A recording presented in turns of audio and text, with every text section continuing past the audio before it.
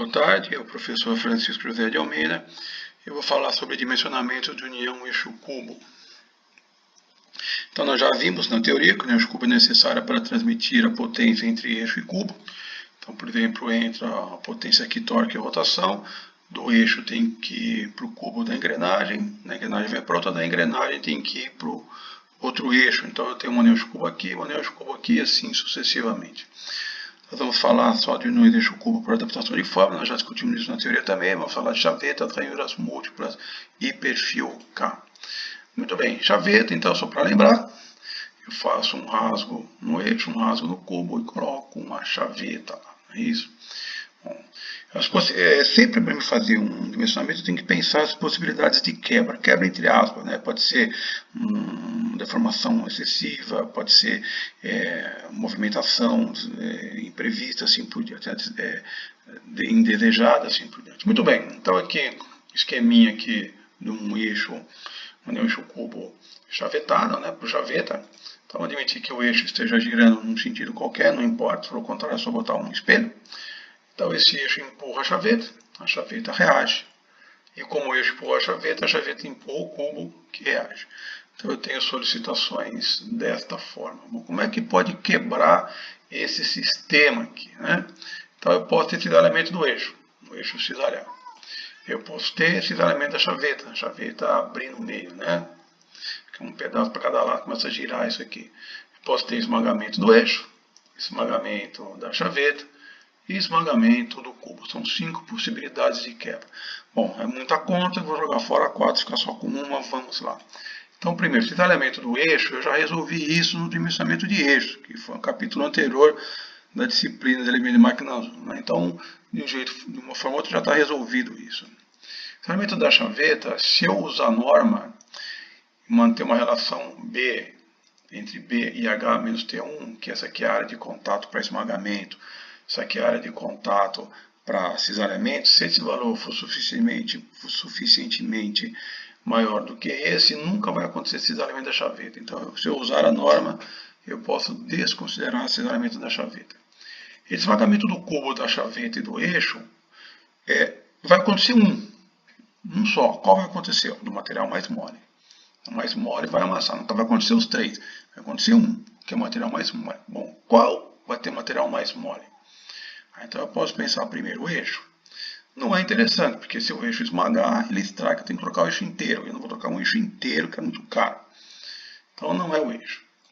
Então eu posso pensar que seria a chaveta. A chaveta é o elemento menor, é mais fácil trocar. Só que a chaveta tem um problema. A hora que a chaveta esmaga, ela escoa. E ela escoa entre o cubo e o eixo. E aí eu não desmonto nunca mais. Então eu tenho que trocar eixo, cubo e chaveta. Então esmagar a chaveta não é bom. Portanto, sobrou esmagamento do cubo, que é o que nós vamos analisar para o dimensionamento. Então, voltando lá na figurinha, eu tenho um problema de esmagamento, portanto, pressão.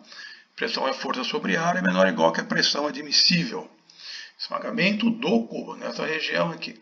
A pressão admissível, a gente admite 3 a 5 kg por milímetro quadrado se o cubo for de ferro fundido, ou 5 a 9 kg por milímetro quadrado de pressão admissível se o cubo for de aço. Muito bem. Pressão é força sobre área, muito bem. Qual é a força?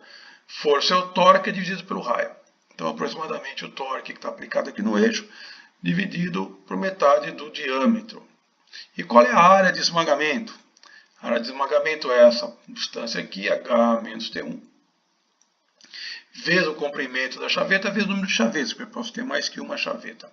Bom, se eu substituir essas duas equações na equação original, então eu tenho lá 2 vezes o torque, dividido pelo diâmetro, dividido por H menos T1, dividido pelo comprimento da chaveta, dividido pelo número de chavetas. Bom, eu tenho várias variáveis aqui, e eu preciso escolher uma para calcular. O torque normalmente é um dado de entrada, né? A solicitação. Se eu não souber a solicitação no equipamento, eu nem calculo, né? Qual é o peso que está em cima da cadeira que eu quero dimensionar? Não sei, então não dimensiona, se não sabe qual é o peso. A pressão admissível já foi colocada aqui, né? Diâmetro do eixo é o capítulo anterior do elemento de máquinas 1. Né? Por ordem, você primeiro calcula o eixo, depois o eixo cubo. Então eu já tenho o diâmetro do eixo. E se eu usar a norma, que eu já vou mostrar a tabelinha de norma para vocês, eu tenho a altura da chaveta, o H, e tenho o T1, que é a profundidade do rasgo da chaveta no eixo. H menos T1 é o que sobra aqui, chaveta encostando no cubo. Muito bem. Aí sobrou o comprimento de chaveta e o número de chavetas. O número de chavetas é o número inteiro, 1, 2. Então não adianta eu calcular o número de chavetas e chutar o comprimento, porque vai dar 1 ou 2. Se der 1,3 eu vou para 2, se der 1,4 eu vou para 2, se der 0,7 eu vou para 1. Então fica meio estranho. Então é melhor eu chutar, adotar o número de chavetas, que é sempre no máximo 1 ou 2, já vou explicar por quê. E sobrou então o comprimento de chaveta para calcular. O comprimento de chaveta é 2 vezes o torque, diâmetro vezes H menos T1, vezes P admissível, vezes o número de chavetas. Esse cálculo de comprimento é feito, é um cálculo matemático, e aí eu vou verificar se está bom. O comprimento de chaveta deve ser mais ou menos igual ao diâmetro do eixo, deve ser menos quadrado essa proporção aí, né? 1 para 1. Para não ficar 1 para 1 em cima, e aí a gente fala, meu Deus, 1 para 1 não vou conseguir, então a gente dá uma faixa. 20% a menos do diâmetro do eixo até 20% a mais do diâmetro do eixo. Então, se o eixo tiver 100 milímetros, eu posso admitir um comprimento de chaveta de 80 milímetros até 120 milímetros, por exemplo. Bom, eu posso ter uma ou duas chavetas, uma não tem um segredo, né? Mas se eu tiver duas chavetas na mesma seção transversal, 3 não pode.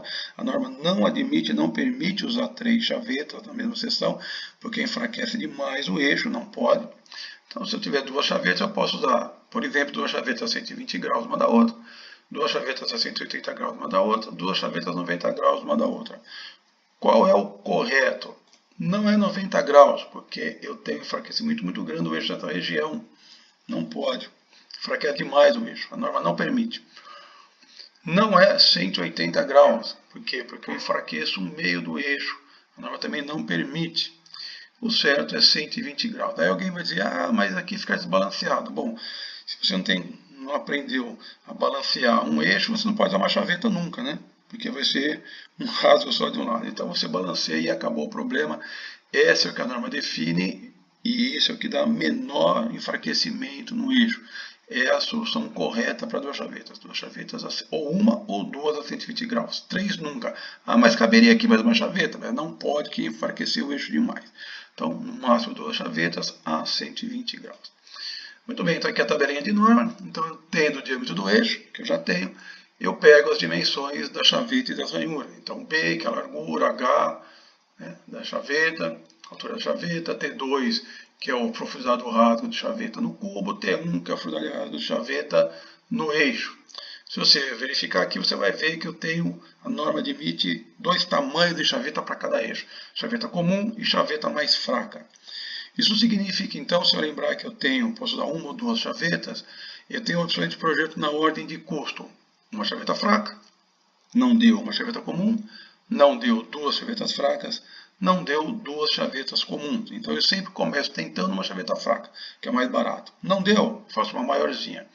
Não deu, usa duas fracas, que é mais barato do que duas comuns. O furo é menor, o rasgo é menor, gasto menos usinagem. Não deu, duas chavetas comuns. Então eu tenho 4 opções de projeto só pensando em chavetas. E ranhuras múltiplas. Ranhuras múltiplas nós já mostramos na teoria, então também, né, um eixo ranhurado, né, ou estriado, como eu já disse. E o conceito é semelhante. Eu tenho esmagamento entre o cubo e o eixo. E aí, entre esmagar o cubo e o eixo, melhor que esmague o cubo também, porque é menos coisa para mim trocar, está mais barato. Bom, esmagamento é pressão, força sobre área. Menor ou igual que a pressão admissível. Pressão admissível do cubo, já foi discutido o chaveta lá atrás. Força. Força é torque dividido pelo raio. No caso aqui, o raio médio da altura da ranhura. E a área é esmagamento. É essa altura da ranhura, vezes o comprimento da ranhura, vezes o número de ranhuras. Só que como chama ranhura múltipla, quer dizer que tem várias ranhuras. Esse número aí é grande, 6, 8, 10, 12. Então a norma define para mim e exige que eu não considere todas as ranhuras trabalhando.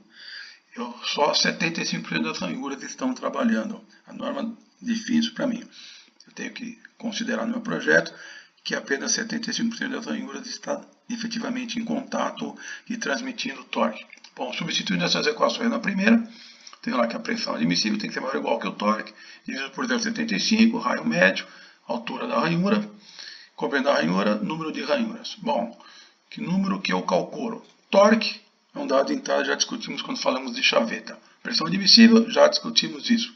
Se eu tiver o diâmetro do eixo e estiver usando norma, eu tenho o raio médio, a altura da ranhura e o número de ranhuras. Já vou mostrar a tabela de norma para vocês. Sobrou só o comprimento de ranhuras. Isolo ele e faço a conta. Esse comprimento de ranhura eu faço a mesma coisa que eu faço para a chaveta, já foi discutido. Tem que ser mais ou menos proporcional 1 a 1, o comprimento da ranhura, da união eixo cubo e o diâmetro do eixo. Então, de 80% do diâmetro do eixo até 120% do diâmetro do eixo é aceitável um comprimento de ranhura. Aqui, tabela de norma DIN, né, as 3 normas que eu já citei. Eu dou o diâmetro interno da ranhura, aí ele define o diâmetro externo da ranhura, o número de ranhuras e a largura da ranhura se eu quiser. Então, como eu tenho o diâmetro interno D1 e o diâmetro externo D2, eu posso calcular o raio médio, que é D2 mais D1 sobre 4, porque D2 mais D1 sobre 2 é o diâmetro médio, o raio é metade disso. E a altura da ranhura é D2 menos D1 sobre 2, porque D2 menos D1 é a diferença total nos diâmetros. E eu tenho a ranhura em cima e embaixo, então metade dessa distância é a altura da ranhura. Bom, você deve ter percebido aqui que, diferentemente de chavetas, eu tenho um número exato de diâmetro D1, diâmetro interno da ranhura, não é uma faixa, é um diâmetro exato. Por quê? Porque tem que caber as ranhuras igualmente espaçadas pelo perímetro desse diâmetro interno. Então, por exemplo, se eu pegar um diâmetro interno de 23 milímetros e 6 ranhuras, então I é 6, D1 é igual a 23. Bom, como eu tenho o diâmetro, eu posso calcular o perímetro, que é πd. 72 milímetros é o perímetro desse diâmetro.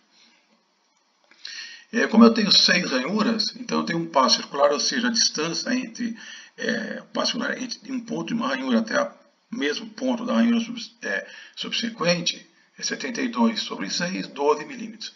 Metade desse espaço circular tem ranhura, metade tem vão de ranhura. Então metade de 12, 6 está aqui. Então se eu tivesse, por exemplo, 24 milímetros, não dava mais para usar essa informação aqui. Não ia mais caber, né? Ou ia ter que ser um pouco maior e assim por diante. Por isso que ranhuras eu uso um número exato no diâmetro interno, diferente de chavetas que eu tenho uma faixa de valores de diâmetro aceitável.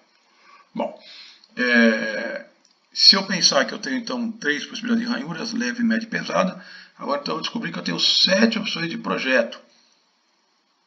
Uma chaveta fraca, uma chaveta comum, 2 fracas, 2 comuns, não deu uma ranhuras múltiplas leves, ranhuras múltiplas médias, ranhuras múltiplas pesadas. Eu tenho 7 opções de projeto aqui.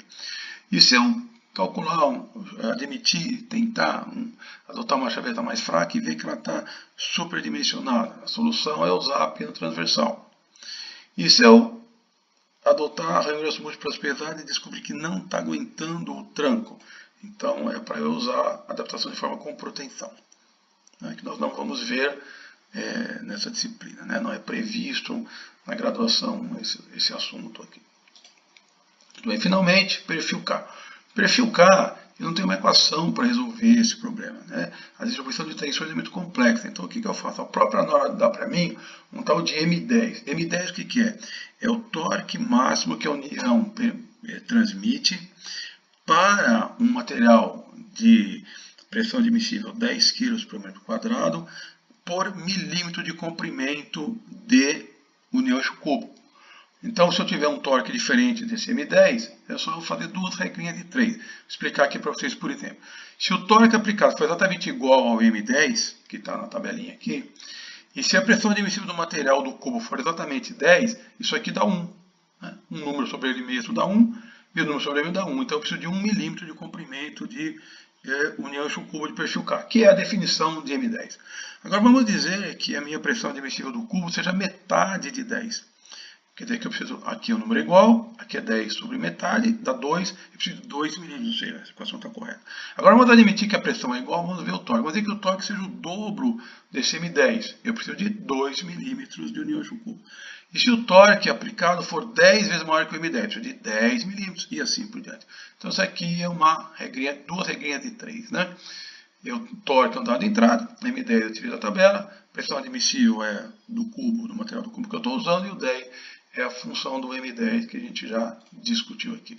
Eu faço a mesma verificação, esse comprimento tem que ser mais ou menos igual ao diâmetro do eixo, de 80% do diâmetro do eixo até 120% do diâmetro do eixo. Bom, o cubo tem que ser dimensionado também, tem que ter uma espessura mínima aqui, senão o cubo quebra. Essa espessura mínima eu também não consigo uma equação para escrever ela, porque a distribuição de tensões é muito complexa aqui. Então eu tenho tabelas práticas que me dão, para cada tipo de união, cubo de ferro fundido ou cubo de aço, um fator, x, y, y'. Vou mostrar aqui. Que me dão a espessura necessária. Por exemplo, se eu quiser saber a espessura S mínima necessária, está aqui a equaçãozinha, aproximadamente S é Y, vezes a raiz cúbica do torque. Torque é a andada de entrada, já discutimos isso. Então eu, sei lá, cubo de ferro fundido, chaveta plana. Então eu peguei aqui o Y, 0,18 a 0,21, sei lá, 0,20, faço a conta, me dá a minha espessura necessária de cubo. E eu tenho S', que é a espessura de cubo, depois que eu fiz o rasgo de chaveta. E a mesma coisa, S', Y', raiz cúbica do torque. Torque já é conhecido, Y' está aqui. Então, cubo de ferro fundido, chaveta plana, Y', 0,15, 0,18. Sei lá, pego 0,17, faço a conta e tenho a espessura mínima, útil, digamos assim, a espessura mínima total, se eu quiser, né? Muito bem, é isso. Muito obrigado pela atenção. Até a próxima.